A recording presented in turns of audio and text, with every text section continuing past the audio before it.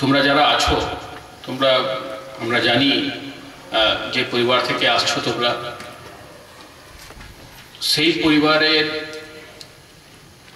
লোকেদের মা বাবার অনেক তোমাদের কাছ থেকে অপেক্ষা আছে, আশা আছে অনেকগুলো।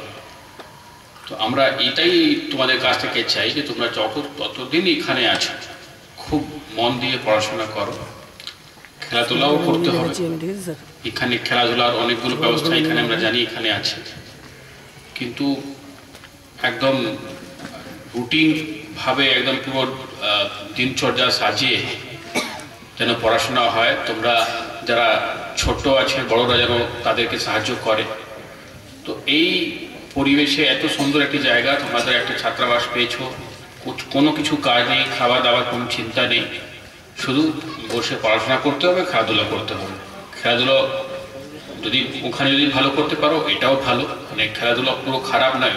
যদি কোনো একটা স্ট্রিম ধরে যদি ওখানেও কোথাও যদি কারো ঝোঁক থাকে, কোনো আগ্রহ থাকে, ওখানেও কিন্তু মোদ্দা কথা হচ্ছে কোনো জিনিসটা করতে গেলে ওখানে এক্সেল করতে হবে, ওখানে বেস্ট থাকতে হবে, একদম সেরা হতে হবে।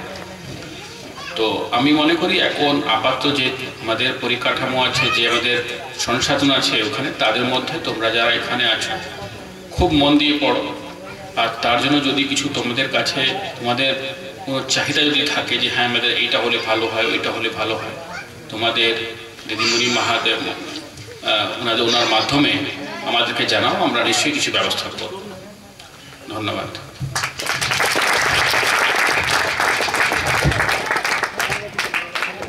মাননীয় জেলা শাসক মহাশয়ের মূল্যবান বক্তব্য আমরা শুনলাম।